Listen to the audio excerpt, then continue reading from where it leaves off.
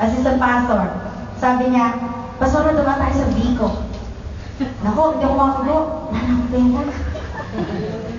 Ngayon, mamili ka. Ayoko mamili. Hindi naman niya sinasabi siya mapapay ko. Alam ko lang dito sa lahat ng namin. Kasi ngayon ayoko mamili. Siya namili. Ito, bakit sa isukat mo? Ayoko isukat eh.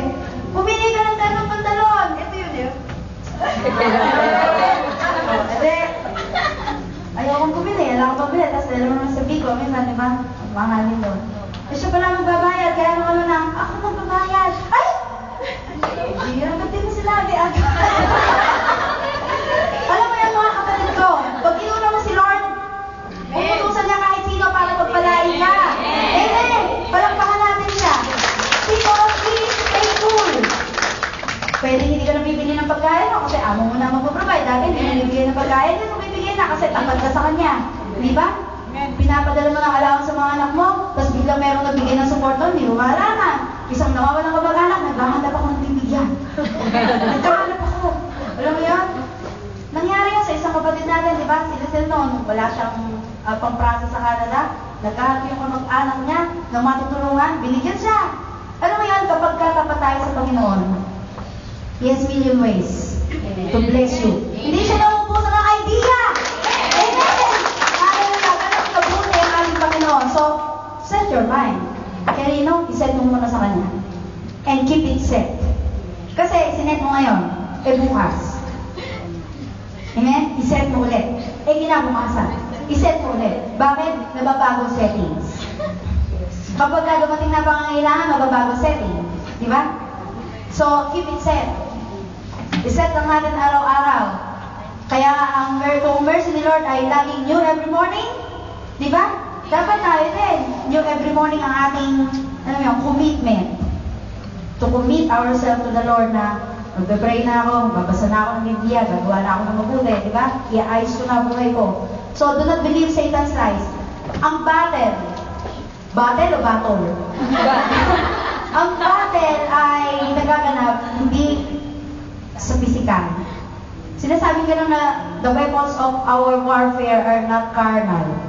Ano yung sabihin? Mga kapatid ko, we are on a battle with Satan. Bakit nakikipaglaban ng diablo sa atin? Kasi, isang araw, kapag dumating na ang oras niya, ihuhulog na siya sa napakalalim na balon. Di ba? Sa impyerno, ikukulong siya doon, wala na siya magagawa. So, hanggang may oras siya, ano gagawin niya? Ade tayo, lulukohin tayo, ididisik na tayo. If you believe something, even if it's not true, it's true for you.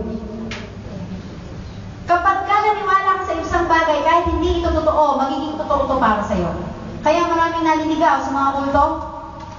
Di ba? Maraming religion ngayon nagsasabi, hindi sila kulto.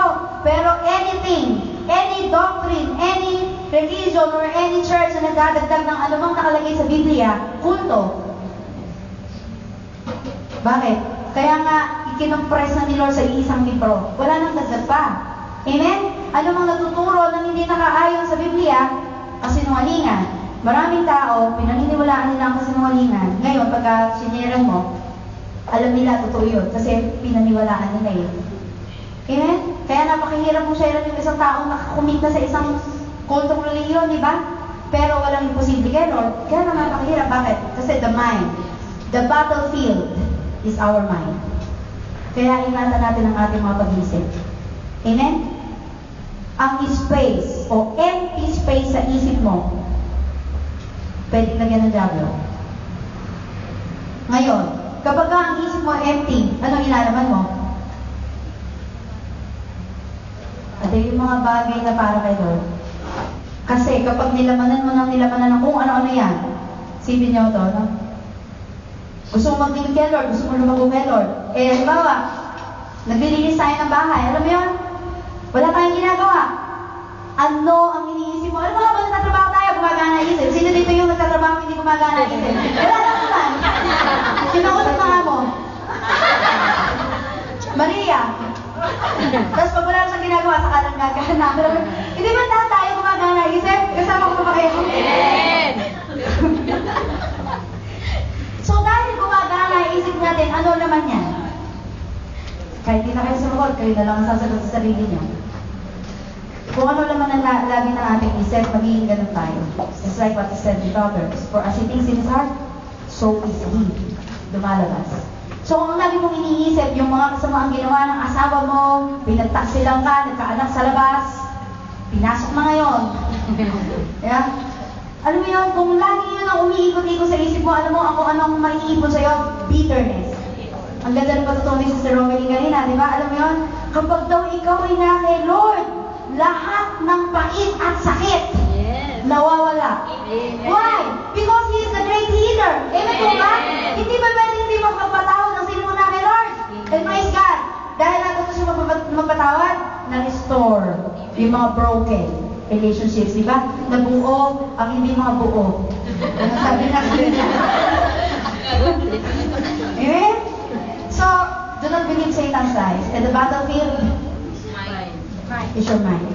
Sabi mo sa kutin mo, ingatan mo ang mga iniisip mo. May mga tao naman, iniisip yung kalagayan sa church. Ano mo yun? Dadaanan natin ito nung nakaraan ko. Bakit kaya ganun? Bakit kaya ganun? Pero alam ba, kung lumarating tayo sa point na gano'n, at kung nakikinig ka lang sa Holy Spirit, at tatanungin sa'yo ng Holy Spirit, eh bakit ikaw na? So, ingatan natin ang ating mga iniisip. Think of things on purpose. Think how God thinks. Paano marilin yung ating mga kaisipan? Romans 12 verse 2. Be renewed. Or, do not be conformed in this world, but be renewed or be transformed by the renewing of your mind. Be transformed by the renewing of your mind. Paano natatransform? Sino nanonood ng Transformers? Alam mo yun, from one shape, or alam mo yun, mula sa isang kalagayan, nababago. Di ba? Be transformed by the renewing of your mind. Paano nagbabago ang ating kaisipan o ang ating buhay? Kapag binago natin ang laman ng ating mga isip. Gusto mo bang tumuwid ang buhay mo? Tanungin mo yung katabi mo, gusto mo bang tumuwid ang buhay mo? Anong sagot?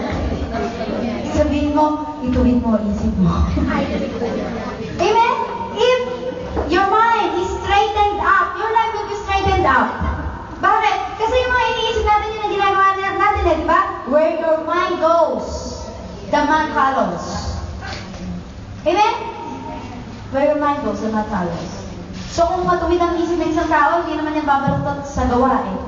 Kasi matuwid ang mga pag-isip niya. So, think of things on purpose. Mga kapatid ko, halimbawa nito, kung nag-set ka ngayon sa buhay mo, kung chismosa ka, ayoko na maging chismosa ngayong taon na to.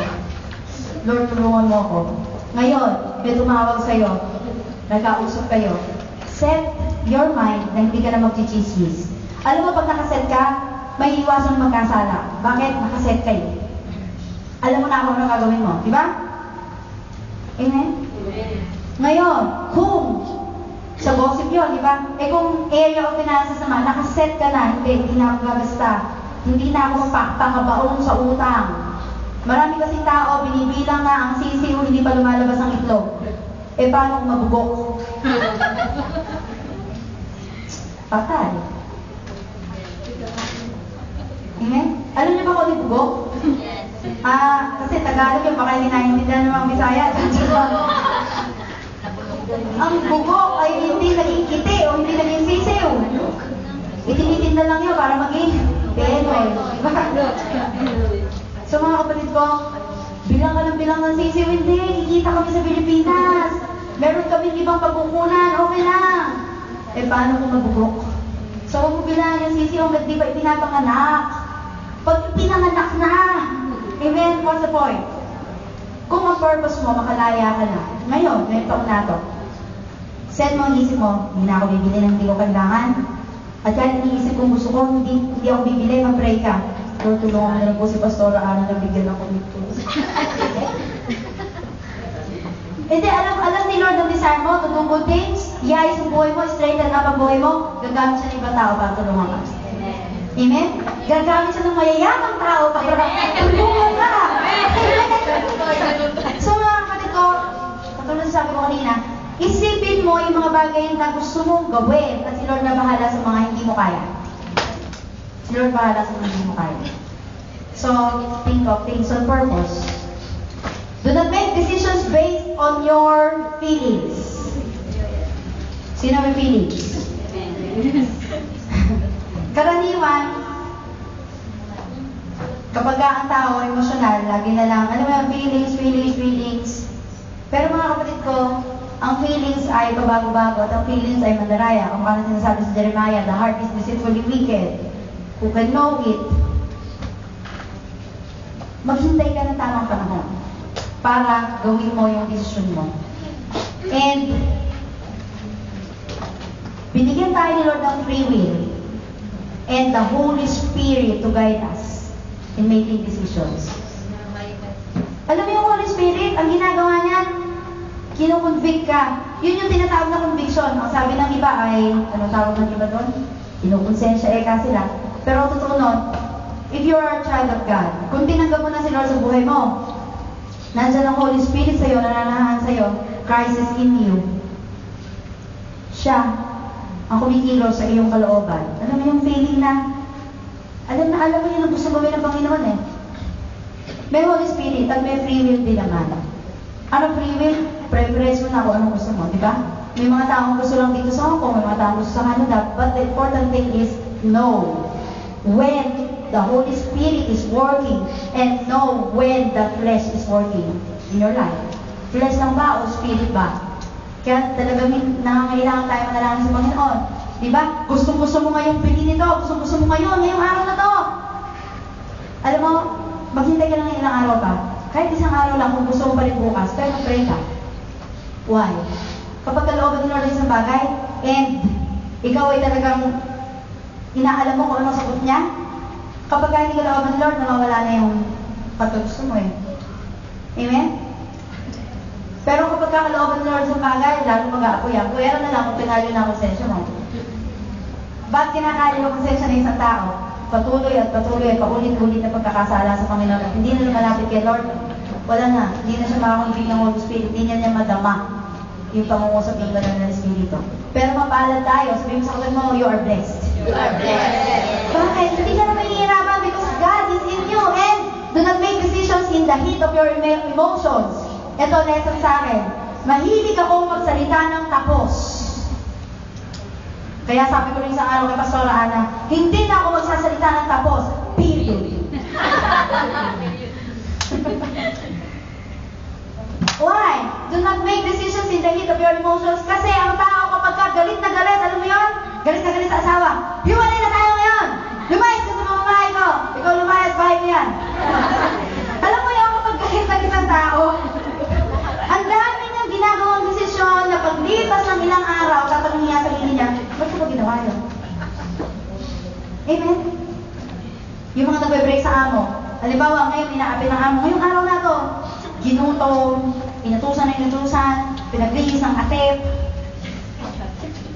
I-map mo yung atep. Alam mo yun? Patulugin mo yung isda. Papiksin mo na! Alam mo yung ano talagang tinotorture ka na lang? Hindi mo pumipikit yun eh. So, galit na galit na. Diba? Pero di mo alam, dinadating ka rin ng Panginoon. Alam mo yun? Mom, I break the contract today. It is an irrevocable resignation. Tapos nung wala ka ng trabaho, umiiyak ka ngayon. Ba't ko ba ginawa? Pinamutang pa ako sa bangko. Ano yun? Do not make decisions in the heat of your emotions. Yes. Delikado. Galit na galit ka o masayang-masaya ka, alin man doon. Kasi pag masayang-masaya ka, di ba? Binigyan ka ng bonus ng amo mo. 5,000. Masayang-masaya ka. Basta ka. Oh. Binigyan ako ng 5,000 ni Bossing. Oh. Sa'yo yung kalahati. Ay, yun na. Tapos nakita na ako yung kalahati. Lumipas na yung, alam mo yung, bigla ka tuloy. Pinagalitan ka ng asawa mo. Kala ko ba bibilitan ng owner? Alam mo yun? Mag-pray ka muna. Amen? Mag-pray mo muna. Kasi ganyan tayo eh. Tao pagka, lalo na tayo mga babae. Ay nako, buti mga babae tayo.